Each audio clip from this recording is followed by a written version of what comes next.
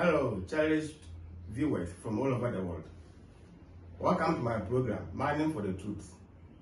Joseph Atta is my name, from Ghana, West Africa. Mining for the Truth refers to the process of digging to discover the undiluted doctrines of Christ, our Church of Christ. It has two purposes as follows. One, to teach the word. John 1 verse 1. In the beginning was the Word, and the Word was with God, and the Word was God. To prove it, go to Genesis 1 verse 1. In the beginning, God created the heavens and the earth. The plural Hebrew word for God there is Elohim, God the Father, God the Son, God the Holy Spirit. Elohim suggests God of creation. 2, to teach the truth, as found on the screen. John 8:32. And you know the truth, and the truth will make you free. What is the truth? John 17:17. Sanctify them by your truth. Your word is truth. What is the truth manifestation? John 14 verse 6. And Jesus said to him, I am the way, the truth, and the life. No one comes to the Father except through me, or except by me. Means that there is no other way except through Jesus Christ. Acts 4 verse 12 is saying that there is no other name under which we are being saved except Jesus Christ. I thank all those who have previously donated to support Mining for the Truth. Now I've gone far, and I will have to officially thank you for your support.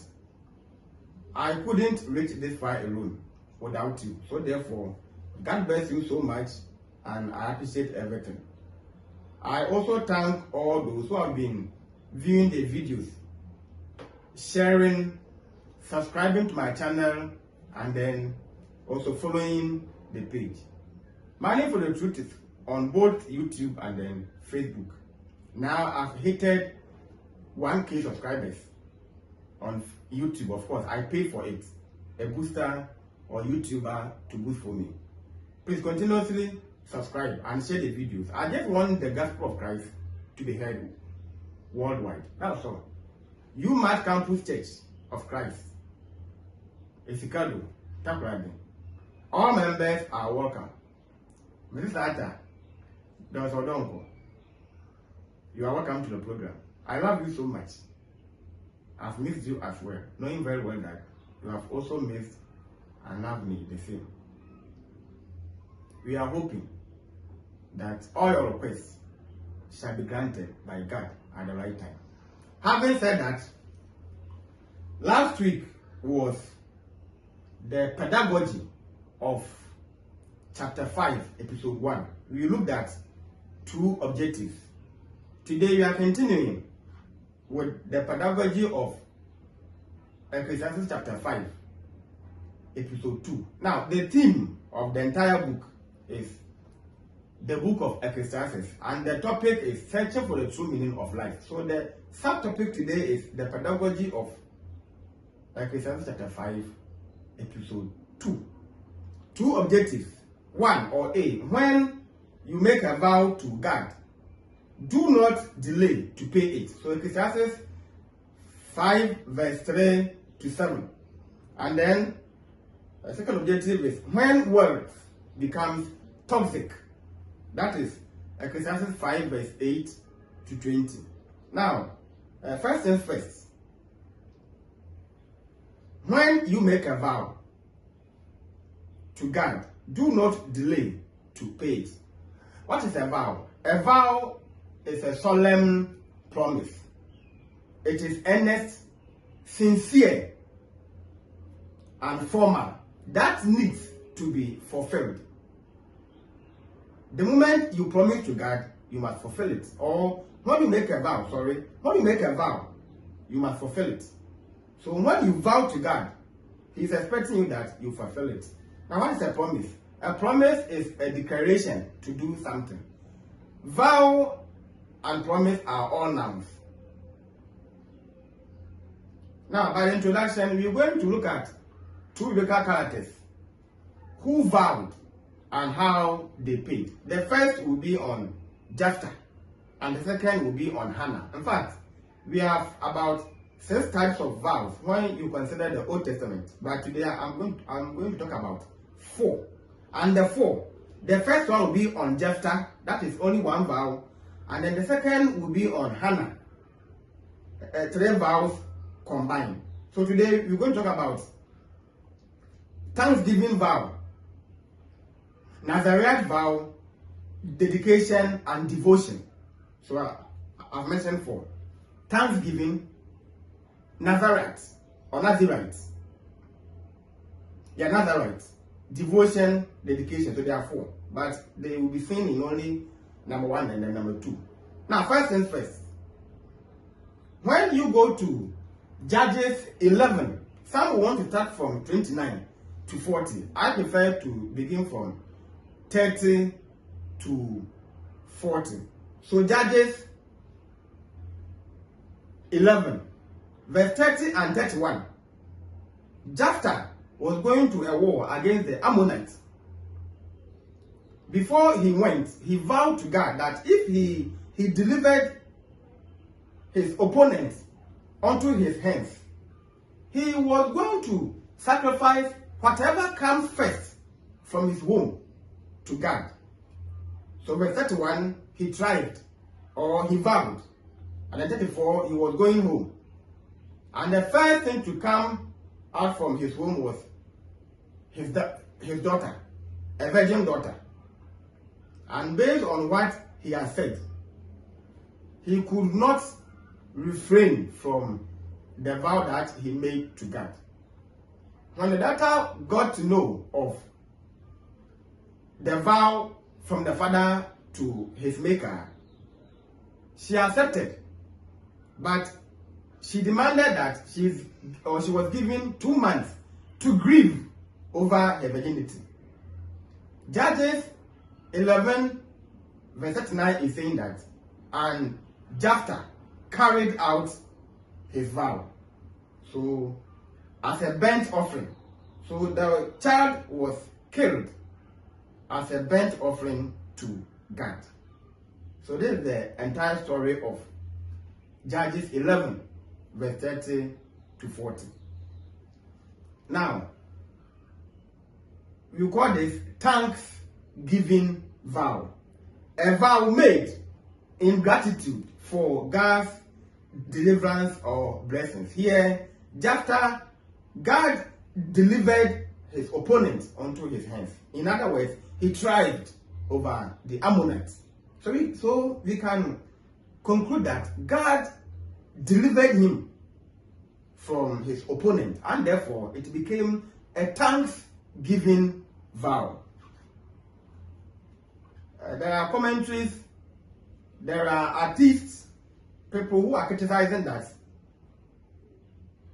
Why did God accept a human being to be offered to him as a burnt offering? Of course, we are going to prove whether it was true or not. But of course, it was not true. Now, let's see. I said it was not true. It was true. But God did not authorize Jephthah to do so. It was true that the daughter was killed, but God did not authorize him to do so. Now, Jephthah literally sacrificed his daughter as a burnt offering, as I said in Judges 11 verse 39. Furthermore, if Jephthah actually burned his daughter in sacrifice to the Lord, he did so without God ever approving his actions. God did not approve, and such silence on God's part cannot reasonably be interpreted as approval. The fact that God was silent on this does not mean that you should suggest God approved. Jephthah was wrong with his action. Toleration is not acceptance. But the same factor, I have this as my quote. Toleration is not acceptance. So when God was silent with some biblical characters, do not assume that because God was silent. Of course, people have been saying that silence is equal to acceptance of guilty or consent. Or silence means consent, and sometimes acceptance of guilty. It is always so. We are not referring to God and not you and I. When someone is wrongly accusing you, you kept quiet and then you walked away. No. This is making reference to a creature and then a creator. Last week, I was justifying that nowhere in the Bible can you prove that God officially authorized a prophet or somebody to kill a human being, cut into pieces, and offer to him as a burnt sacrifice, while animals were there. And we saw that even when he was examining, when he was auditing Abraham, he provided an animal to replace Isaac.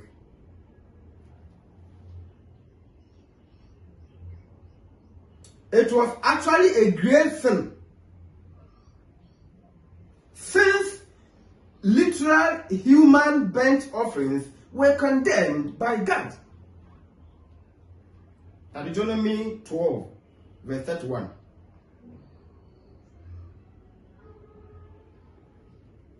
Deuteronomy 12, verse 31. Today, my network is very slow, so please pardon me. I'm sorry. We are going to say this from the Old Testament, the beginning, if God approved or not.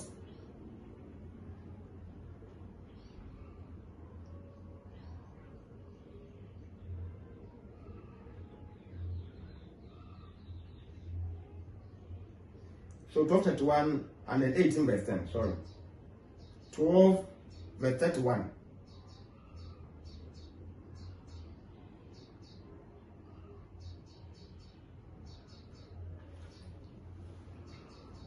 You shall not worship the Lord your God in that way, for every abomination to the Lord which he hates, they have done to their gods.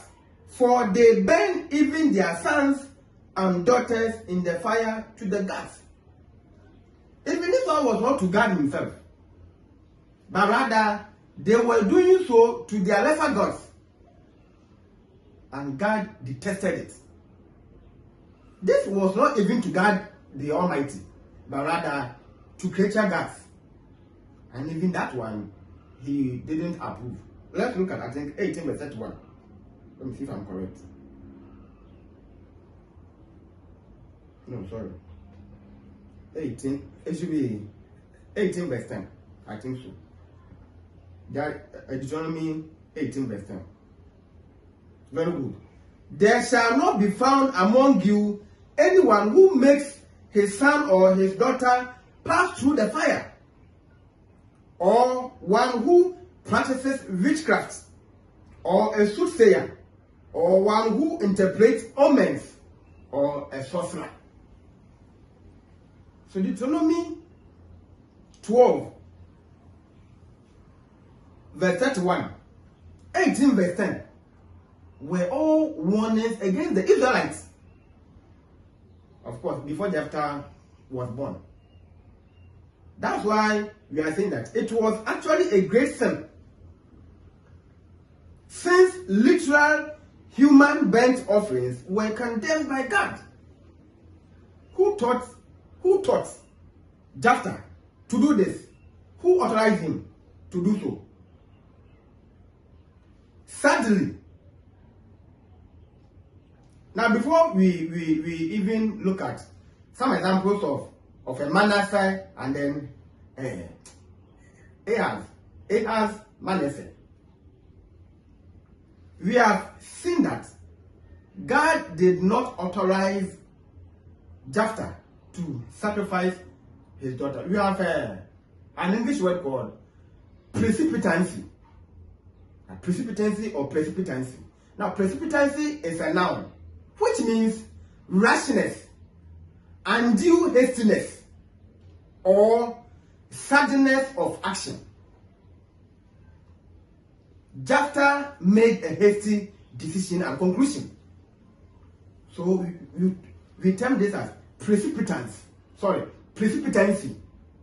So precipitancy is a noun, which means rashness. You are too rash. Undue hastiness. And, or you can say, or suddenness of action. So sudden, impromptu. So this is what we can use to clarify that God never authorized Chpt to kill his daughter as a burnt offering. So the issue of the first vow being thanksgiving vow does not mean that God expected Chpt to kill the child to God. This is a thing that you must know. He could have used animal, or he could have promised God an animal.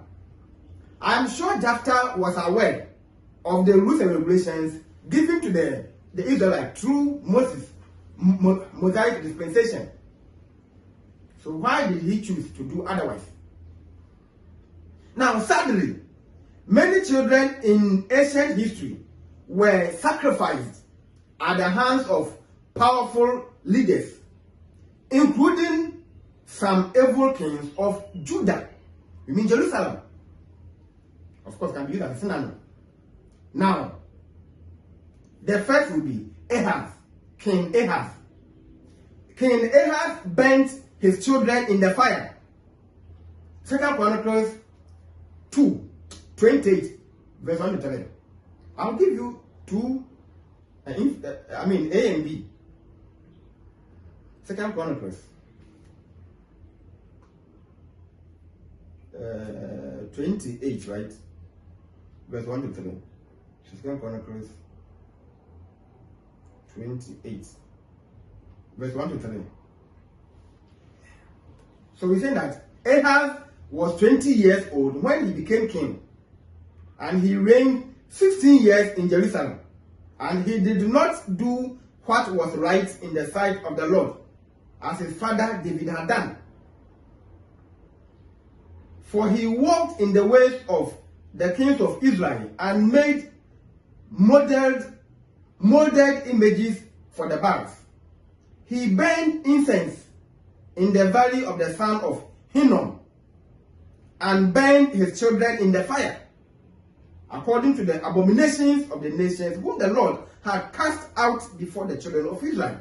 We are seeing in Deuteronomy 12 and then 18 that God warned the Israelites never to burn their children in the fire, or to let them pass through. They were not supposed to become sorcerers and then the rest. So Ahaz even contradicted. Now, who was the father of King Ahaz? If you go to 2 Chronicles 27, verse 1 and 8, his father was Jotham. He became king when he was 25 years, and he ruled for 16 years. So Jotham, the father of Ahaz, became king when he was 25 years of age, and he ruled for 16 years. Then the Bible is saying that 2 Chronicles 27 verse 9, he died and he was buried in the city of David. Of course, he did writing, that's why he was buried there. So when he died, then the son Ahaz became the next of king at the age of 20 years. And because of his wickedness, he ruled for only 16 years. And then he died. Let's go to the second part. B. Manasseh also made his children pass through the fire. So Manasseh also repeated the same thing. Who was Manasseh? His father was Hezekiah. In fact, it was King Ahaz who gave birth to Hezekiah. If you go to 2 Chronicles 28 verse 27, King Ahaz died and he was succeeded by Hezekiah. Now Hezekiah was 29 years of age when he became king, and he ruled for 55 years. Yes, he was 29 years of age when he became king, and he ruled for 55 years. I think, no.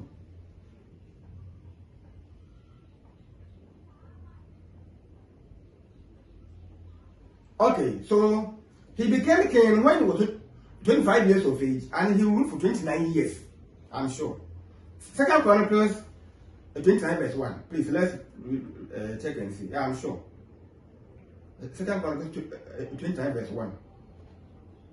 Very good. So Hezekiah became king when he was 25 years old, and he reigned 29 years. Oh, very good. I thank God. You see, now I was testing my history anyway.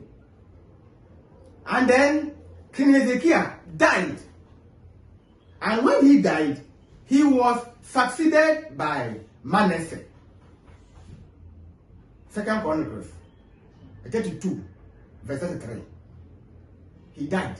And then was where Manasseh became the king. And the Bible is saying that he also made his children to pass through the fire. The prohibitions of God was what he also did.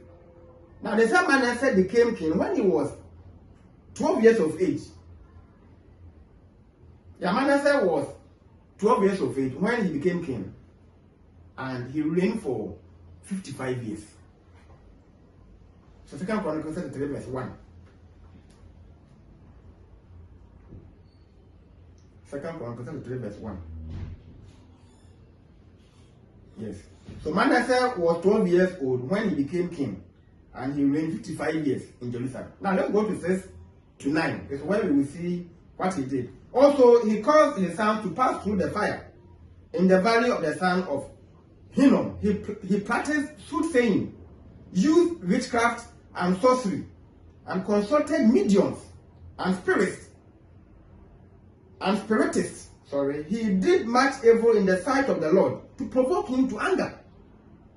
7. He even set a carved image, the idol which God said to David and to Solomon his son, in this house and in Jerusalem, which I have chosen out of all the tribes of Israel, I'll put my name forever.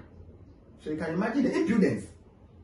And I will not again remove the foot of Israel from the land which I have appointed for your fathers, only if they are careful to do all that I have commanded them, according to the whole law and the statutes and the ordinances by the hand of Moses. Verse 9.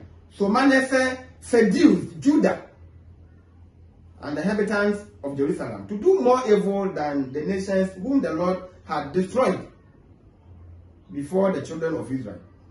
So, I think we have seen two instances where wicked kings of Judah or Jerusalem sacrificed their own children.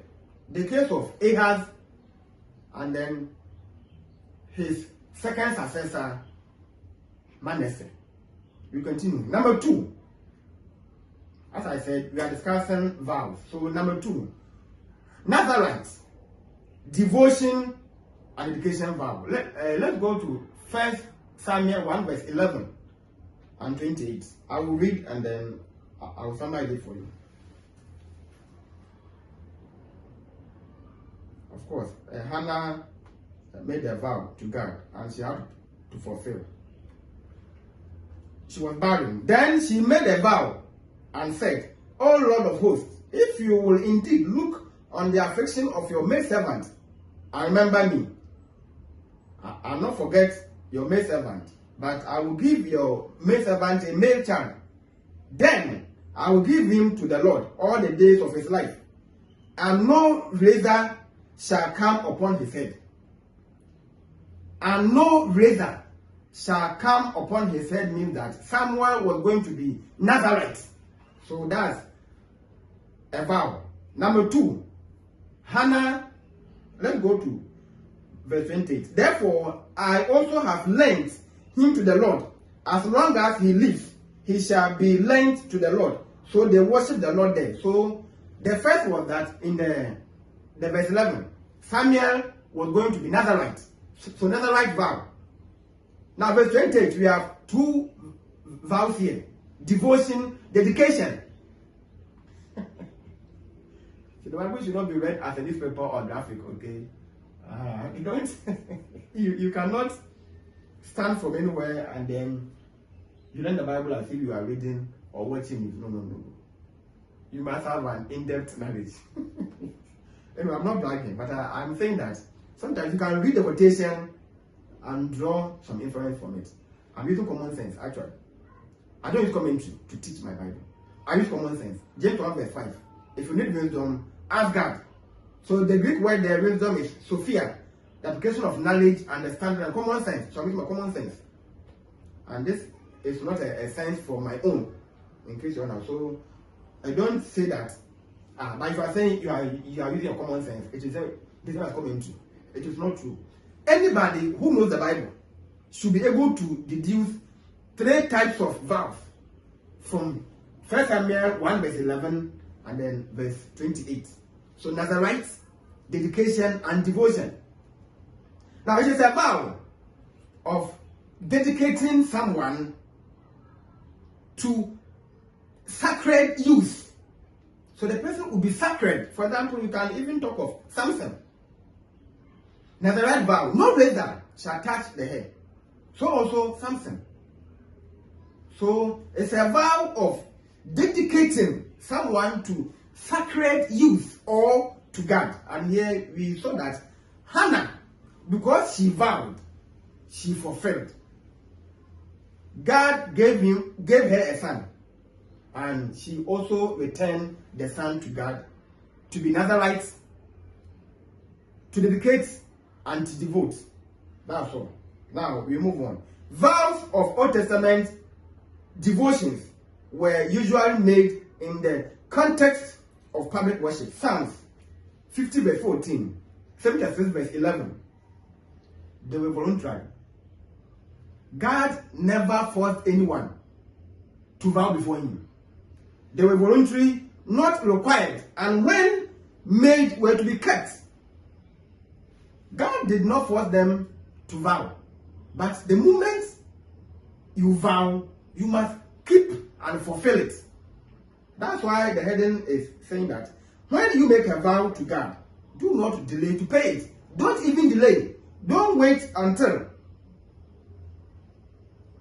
when you have in abundance. No. If you go to the Illuminati, the Freemason, the moment you vow to kill, you must kill. If you don't kill to fulfill your vow, either you are killed in return, you are stripped of all your wealth, your status, you become useless. Sometimes it can even transcend your children and then the wife. When the wife is pregnant, the miscarriage will happen. Sometimes the child, they will kill your child because you made the vow and you failed to promise. They were voluntary, not required, and when made were to be kept. Jephthah, God did not coerce Jephthah to make a vow to him. God did not force him to fulfill it. Human beings are prone to rattling off heedless promises, which make us feel better at the moment, but are quickly forgetting. Yes, we are proud. We are proud a lot. I will do this, I will do that. So promise and fail.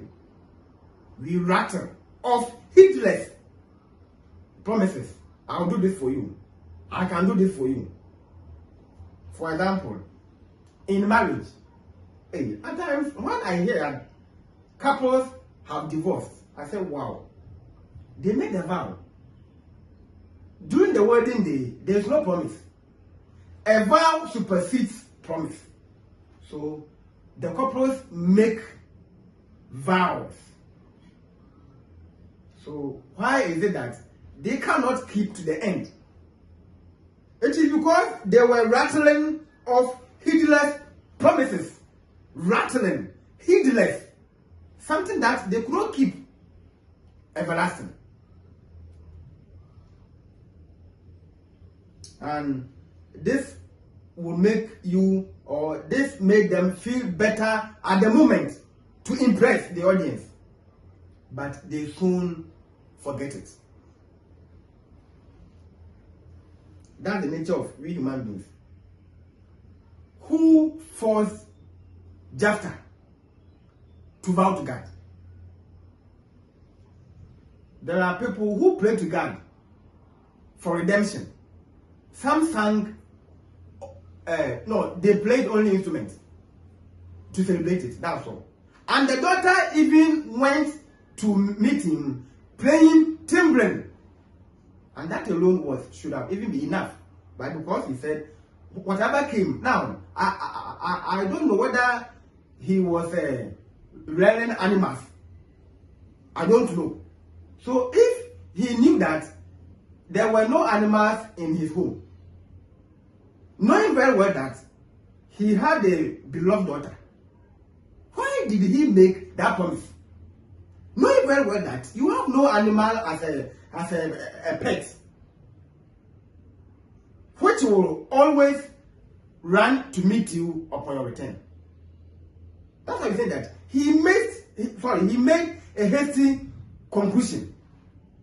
He didn't think twice, knowing very well that the daughter was his beloved, and definitely she was the one who was going, because she might have heard that the father prevailed against the Ammonites. I'm sure. Now, if she didn't hear, why did she play the timbrel as she met the father? So the news spread, and she got to know it. So she was celebrating. He didn't do well at all. That is hardly commendable when it involves others, but it is tragic when it involves God. You should be careful before you swear. I swear by this, I swear by this, I swear by that. No, don't swear. Do what you can. All who are Christians make a vow to follow Jesus as Lord. Yes, as you see me, I'm a servant of Christ. I've decided to follow Jesus. It is a song. I've decided to follow Jesus. It is a vow, or it was a vow that I made. That's why I'm here. That's all. I'm not doing this for any favor. I am not doing this to prove that I am better than anybody. No. But it is a focal obligatory of every Christian to go ye therefore.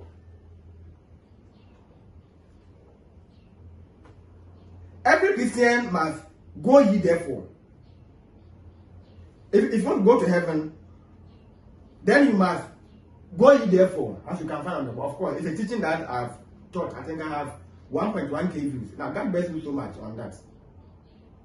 It is my duty to teach the gospel of Christ to the entire world.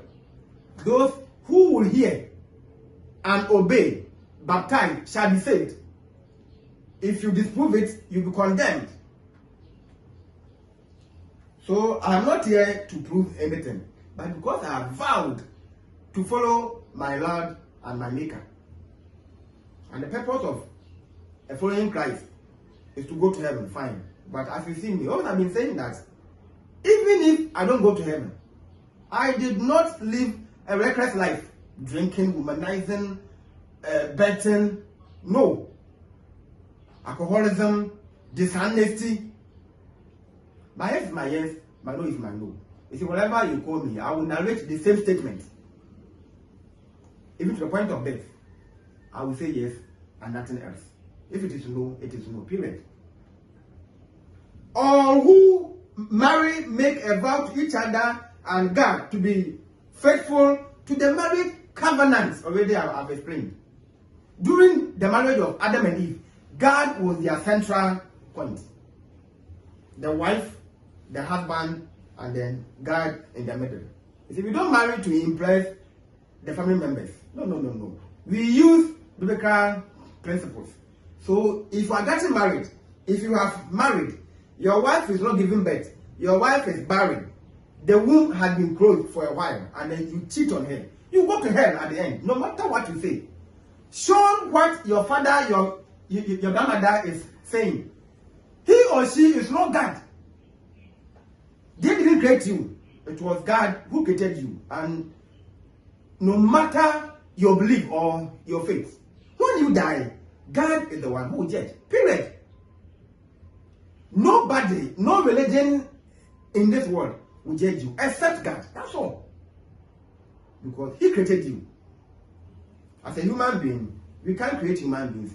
And God was so reasonable that He didn't want to waste His time to always create new human beings. That's why He had to initiate sex, mating between a man and a woman, married man and woman actually, to bring life. That's all. So Eve means life, period. So nowadays, God is not wasting His time to create using sand or clay, no, but rather by fusion, by bonding of man and woman who are married. That's why we think that marriage leads to procreation. We move on. So you should be careful when you are married. You make a vow, not promise. And because you are vowed, God was there. God is still there. He will judge you. What you said, if you are not able to keep them, you are in danger. No remission of sins on this, because you vowed. And when you vow, you must fulfill. Such vows are solemn and are to be kept intact. Intact. They are solemn and to be kept intact. You have no right that I cannot keep it. No. Because it was a vow, a solemn promise.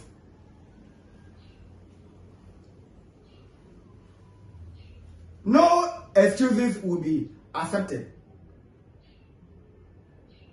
The promises we make to God in spiritual songs are often made mindlessly, but God will take them seriously. In fact, there's a man called A.W. Tozer. He said that Christians never lie unless they are singing. And it is true. We sing spiritual songs from hymn books. We have a lot of songs that we sing. And we are not able to live by the words that we sing. And that's why many of us will go to hell, because we lie against our Maker. As we sing, we edify ourselves. We sing to educate ourselves. We sing to rebuke, to glorify God. So the words must be obeyed as we pronounce them. So the Bible is saying that Christians never lie unless they are singing, and it is true. When you are singing to God, please be careful to follow them, because you are not just singing, you are singing spiritual songs. Once again, precipitancy refers to rashness, undue hastiness, and suddenness of action. We have seen that Jephthah made a hasty decision, and therefore what he did was not for God. God did not authorize him to do so, even though it was a thanksgiving vow. But his was an abomination, as God has condemned already to Moses. So what he did was wrong, but what Hannah did was right. To be Nazarite, devotion and then dedication. So Samuel was dedicated to God. Now we go to the second objective. When words becomes toxic. Now I'll summarize it. It's when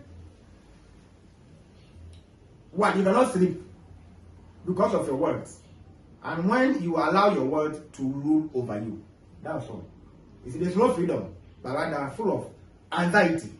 It's when you have your words becoming toxic, and not necessarily that you don't give to orphans or the needy. So let's see. The wisdom literature has much to say about words, and may at times seem contradictory. But you must be aware that Ecclesiastes and Proverbs are never ever condemning words. Nowhere in the Bible is God condemning words, unless it is becoming evil or it is becoming your God before your maker.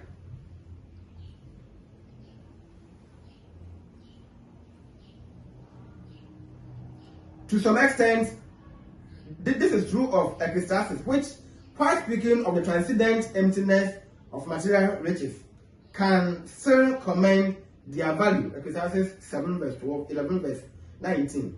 So neither Proverbs, as I said, so Proverbs and then Ecclesiastes are never saying what has no value. No. It is not true. But rather that it has no essential or eternal value.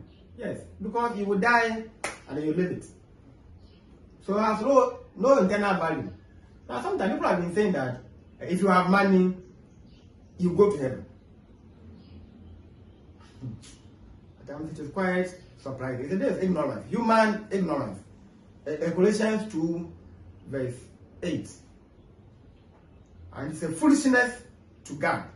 1 Corinthians 3 verse 19. The wisdom of this world is foolishness with God. How can you ignorantly conclude that if you have money, you will go to heaven?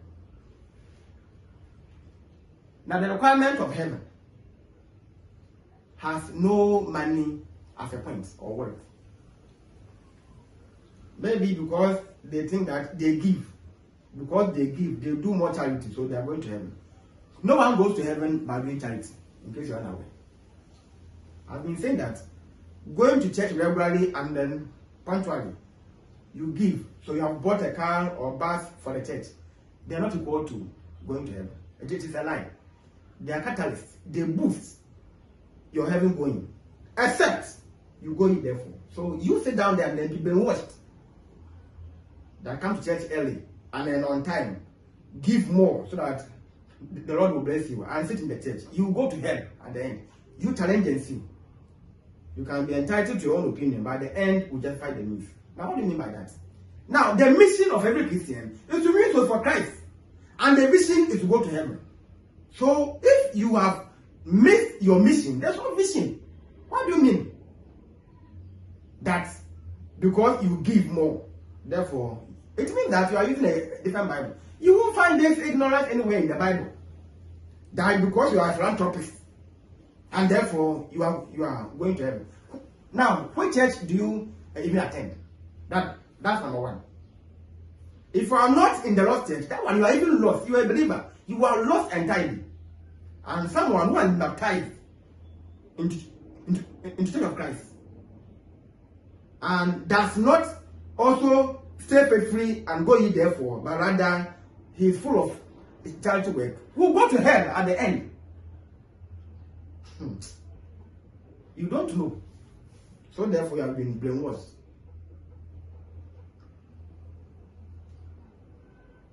Now, in Ecclesiastes 5 verse 8 to 20, and then 6 verse 1 to 9, Solomon warns of the great dangers resident in material worlds. One. So here, I'm combining Ecclesiastes 5 verse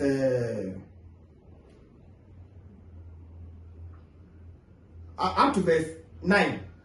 Okay, verse 10 will be the second point. So verse somewhere, Ecclesiastes 5 verse 7 to verse 10 is where I'm trying to compress in the point 1.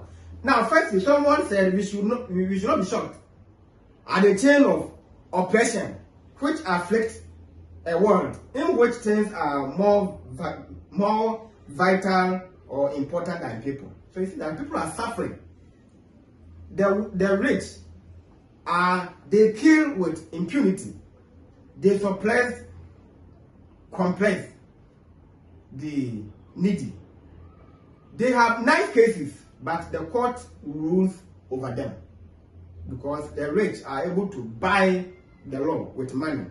So there's corruption, systematic corruption, but their cries are not heard. They are unheard. Meanwhile, the law should have rather be there to redeem the needy. But here is the case that you can be raped as a poor person, and because the person is having money, can buy the case. If I'm not careful, you will even go to jail.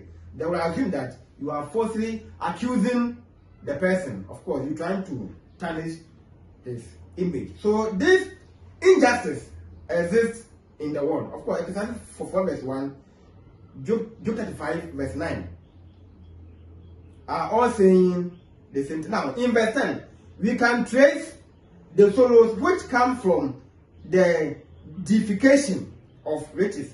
Material wealth is treacherous God. Material wealth is treacherous God. Now, treacherous is an adjective meaning unreliable or to betray, unreliable. It does not provide what it promises. It cannot bring fulfillment to the human spirit. That's why Ecclesiastes 5 verse 10 is saying that he who loves silver will not be satisfied with silver, nor he who loves abundance will increase. Never ever. I have never ever seen a human being who is content. We are all discontent. We are all discontent. No Christian has ever been content to what he has. Even though the Bible is saying that godliness with contentment is great gain. However, Christians do not accept this. We are even striving than what the world people are doing. And at the end, you go out and preach to them that do not love the world or don't accumulate wealth. But Christians are rather accumulating wealth than those that they claim that they have lost. The test for things is unquenchable.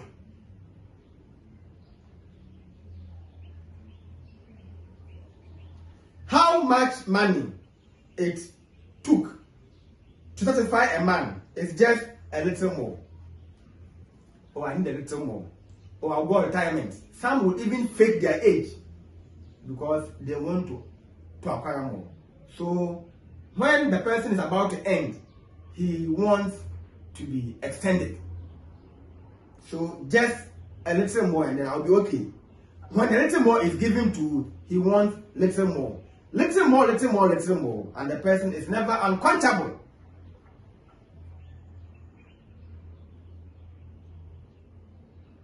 This relates to us being similar to drinking seawater. I've been saying that the more you drink the seawater, the more tastier you become. The more you drink, the more tastier you become. Let's go to Ecclesiastes 6 verse 7 to 9. And then you come back. Even though we are on the chapter 5, Ecclesiastes 6 verse 7 to 9.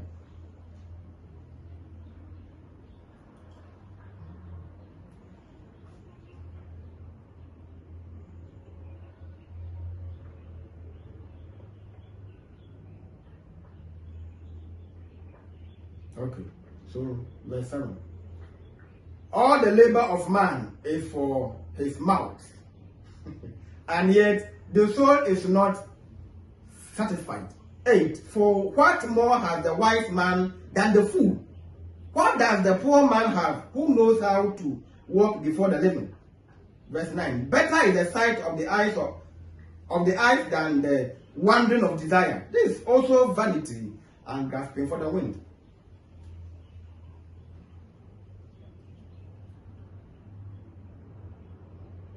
Covetousness brings no peace. That is, if you want to paraphrase Ecclesiastes 6 verse 7 to 9. That covetousness brings no peace. Indeed, the whole world could not fill the emptiness inside a single human heart. Matthew 16 verse 26.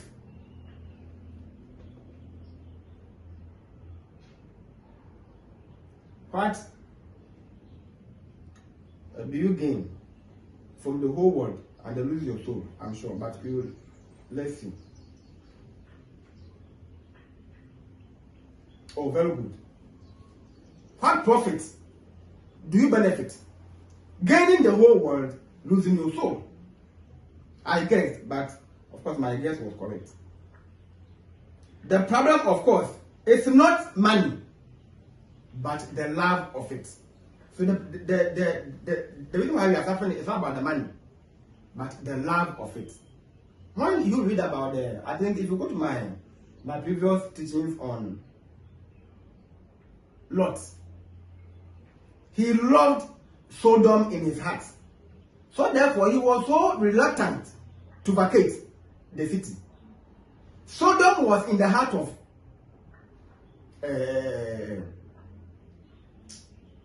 Lot. That was it. So he was so reluctant to vacate to the cave. 1 Timothy 6 verse 9. And the trust in it, the love of it, and the trust in it. We love the money, we trust. Some are even thinking that money will save their life. And some love money than human beings. They don't have time for human beings. The interest is to make money. You go to people who are wealthy. They don't even have time for their wives and children. They are in the home and they are always with their phones. They are checking who has paid, who is paying, who will pay. Calling clients, a whole lot. The person is a busybody. They don't even have time to rest. And based on that, they have put their trust in the money. So they don't even want to worship God. But rather, their trust is also in human beings. So they have doctors to go there for checkup.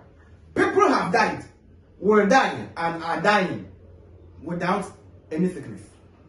Okay? So the cause of death is not always about a sickness. That you are healthy. You can die while you are healthy. So don't think that by visiting the clinic every week, every month, every day, and then the doctor has said that you are okay, means that you can't die. You can die. The doctor is not the designer of your body. God created you. The doctor is just there as a delegate. You have what we call them tentative. And tentative means trial and error. So doctors are using what we call tentative, trial and error. No one can save no one in this life. Never ever. Why is it that renowned professors in medicine died of COVID? I love challenge a lot. And I've been waiting for someone to come and then challenge me. They were renowned doctors. White men, not even black men from Ghana. They were killed by the COVID. They were saving lives, and life took them. In addition, they knew medicine. They came to save life. How can a saver unable to save himself or herself? This makes you a hypocrite, a liar. What they are doing there is tentative. No one can save no one in this life. Never ever. When you save someone, God used you to do it. So don't claim. I always have been saying that it was not Moses who crossed the Red Sea with the Israelites. Rather, Jesus Christ. If Moses, why is it that when he appeared before the sea, he called for help? Who did he call? If he was on his own, why did he call? And whom did he call? So Moses, literally, Moses did not cross the Red Sea with the Israelites. But because physically he was the one used as delegate. For example, if I'm a king and you hear that I killed someone, maybe my subject shot the person, but it was based on my authority. So because I have authorized, that's why they did it. So the credit physically will be given to the subject, but spiritually or to see beyond, I did it. So Jesus Christ crossed the Red Sea with the Israelites, not Moses. So if you're a doctor somewhere and then you save a life, but you see they give people to a lot. They kill them, pregnant women. They kill them a lot. Some even don't know what they are doing, and sometimes they are not able to provide a medicine, prescribed medicine to an illness. It is beyond them. And sometimes by trial and error, when you are saved, it's when they even have to learn more into that, because the person will not even recall how he or she was able to revive or bring the person to life, or was able to cure the person. The person, he didn't know what he was doing. She was unaware. So you see that the whole thing was more or less a dream. So sometimes the person will have to go there. If there was a video, watch the video, and then he now prepares, or she now prepares this procedures, maybe to be used next time. So they learn every day. No one saves no one in this life, because God gave the life. He is the owner of the life. He has not given the keys to anybody to play it. Otherwise, we will die. And you can imagine a human being. You can imagine a human being in this life who has to give you years to live. Hey, then there could have been disaster. So 1 Timothy 6, verse 9 and 10, and then 6, verse 17. So let's read something here. The love of it and the trust in it. So 1 Timothy 6, verse 9 and 10, and then I'll go to the 17. But those who desire to be rich fall into temptation and a snare, a trap, and into many foolish and harmful lusts, which drown men in destruction and perdition. 10. For the love of money is a root of all kinds of evil, for which some have strayed from the faith in their greediness, and pierced themselves through with many sorrows. Go to the church and see. Sometimes the charge from an unbeliever is even less than the charge your brother in the church will charge you to do some work for you. Go to their stores. They have priced their items more higher than even those whom we claim that they are antichrist. Make reference to Christians who have been baptized and they are in the Lord's church. You are working with them, they refuse to pay you. Meanwhile, the man or the woman, or they are rich. They are so reluctant to give you your full monthly salary. You can't even go to borrow. But they are refused to even give you the money when the month ends. So how much more to give me an advance payment? They will never do it. Very wicked. So Christians are running away from their fellow Christians to work with other people who are in the world. So where are you going? We are hypocrites. If you claim to be in the faith and you are this wicked, how can we trust you? Because of greediness. They want more. I want more. That's all. Command those who are rich in this present age not to be haughty, excess, gluttonous. Oh, sorry, you can say pride, sorry. The haughty is pride, sorry. Nor to trust in uncertain riches, but in the living God, who gives us richly all things to enjoy. What you have is even uncertain. What you have is uncertain. So as they came unimaginable, so they can also go. So we say, fleeting can easily vacate with a blink of an eye. They are all gone. If it is a mansion, can burn into ashes. You went for items. The car can have an accident. Of course, I'm not saying so, but it can happen. It is that state in which what we have become, who we are. Luke 12, verse 15. And what we possess comes to possess us. What we possess comes to possess us.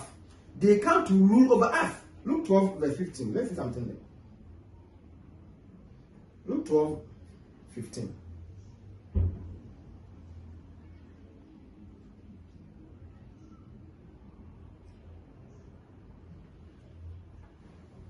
And he said to them, take heed and beware of covetousness, for one's life does not consist in the abundance of the things he possesses. One's life does not consist in the abundance of the things he possesses. So you lie or trust in your wealth and think that your money can save you. I'm saying that renowned doctors died during COVID-19 era. So you want to tell me that you have never heard that a nurse has died before? Doctor has died. We are all human beings and we are all fleeting, whether careless or cautious. 2, or secondly, wealth attracts an increasing number of dependents, hangers on who are drawn like bees to the honey. Ecclesiastes 5 verse 11. Now, secondly, Ezekiel Solomon gave 5 references to wealth. Wealth attracts an increasing number of, so we have interdependency. So the dependency ratio will rise. When you have more, they will demand more. Hangers on who are drawn like bees. Like here is used as a simile, figure of speech, to compare. You understand? They are trying to compare 2 things that are not the same. Ecclesiastes 5 verse 11.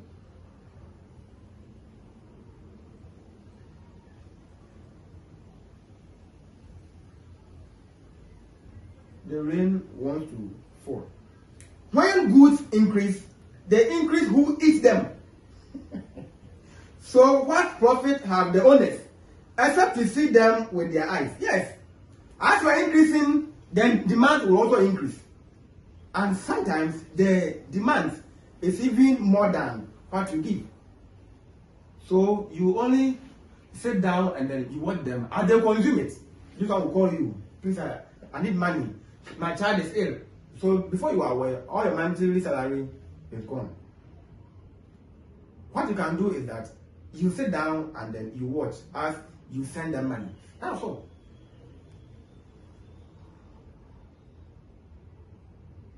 Expenses rise to meet income.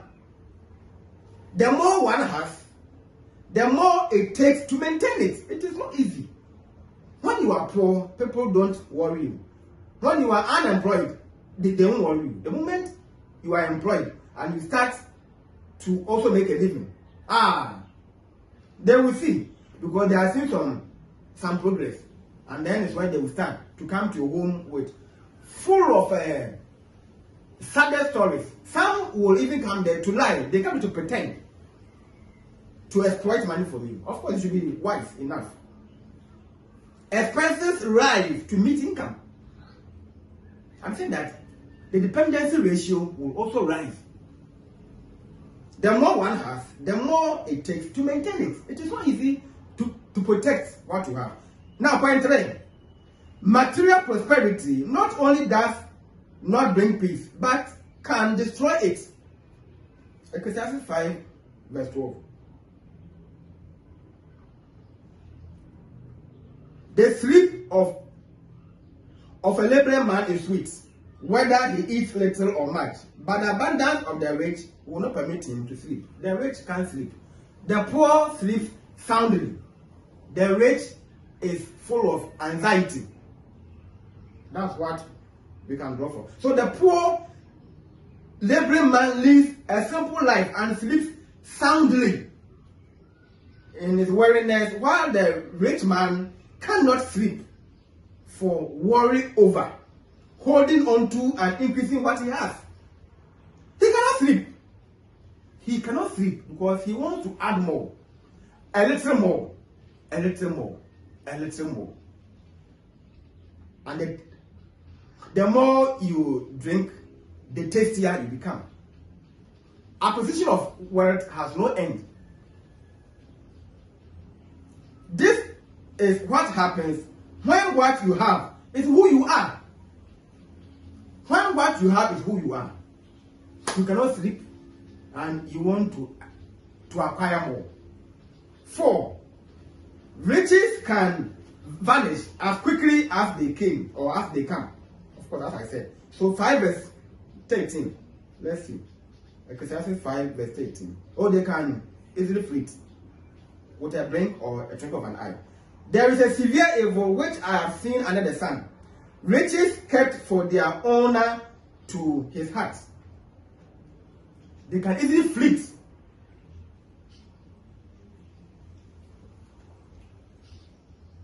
So verse 14 is also packed.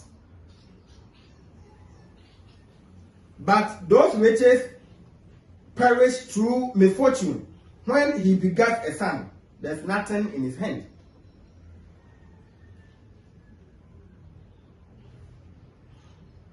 Then 6 verse 1 and 2. You can go to Ecclesiastes 6 verse 1 and 2. Will you set your eyes on that which is not? For riches certainly make for themselves wings. They fly away like an eagle toward heaven. Of course, once again, I'm using like to compare. So it's a simile. Now, Proverbs 23 verse 5. Let's see something there. Proverbs 23 verse 5. Of course. But the same author, Solomon. 23 verse 5. Will you set your eyes on that which is not? For riches certainly make themselves wings. They fly away like an eagle toward. Okay, so I put it the same thing. They fly away to where you cannot see. Circumstances beyond our control are at work in this world, and for all our prudence, words can be snatched away. For the one whose treasures are earthly, there is no tragedy to severe as their loss. They have lost themselves. In fact, as I said, over anxiety, burden. Some even get pressure because they cannot sleep. They are overburdened by what they acquired. So what they possess now possessing them. Then finally, there is that most obvious and sobering reality about physical words. Even if one manages to retain his riches throughout his lifetime, death at last will strip it all away. Ecclesiastes 5 verse 15 to 17. So you can imagine, no matter how protective you are when you are alive, one day you will die. In case you have a key to a specialized lock room where you have all your work in and the keys are with you, when you die, your soul can't hold the key again. And that is where someone will go and then open and see, oh wow, so all this while my husband has been keeping his money here, you are dead and gone. And the person can be a fool who will not even use the money wisely and profitably. This is what we also read in the book of Ecclesiastes. Here Solomon echoes Job 1 verse 21 and repeats the conclusion of his own futile search for ultimate meaning beneath the sun. Ecclesiastes 2 verse 15 to 23. Let's go to Job 1 to 2. I think we all know what is there, but because we are in the Bible, at times I prefer to read. There could be some kind of a typo error, and then I will correct myself. Job 1:21. And he said, naked I came from my mother's womb, and naked shall I return there. The Lord gave, and the Lord has taken away. Blessed be the name of the Lord. We came with nothing, we are going with nothing. Be wise, both wise and foolish, rich and poor, great and small, all die and leave everything behind. Whether you are wise, you are a fool, you are poor, you are rich, you will die and leave them behind. They will live in the same nakedness in which they came. We will go naked as we were born. Now, conclusion. These things have only temporary use. What? And for temporary use, they should be received with gratitude and enjoyed as a gift of God. Ecclesiastes 5 verse 18 to 20 as a full story. 2 verse 24, 3 verse 1, 3 verse 1 and 13, 8 verse 15, 9 verse 7 to 10. In other words, take them as God grants them to you, but do not make them what life is all about. When you make words as all what life is about, then you say you have made them toxic. When you make words as that is all what life should be centered on, that your security, your life, it depends on money, it means wealth has become toxic. On that note, my name is Eccl. I'll see you next time on chapter 6. Living a meaningful life in a meaningless world. I think it will be chapter 6. And that one will be just one episode. Until then, bye-bye. Thank you.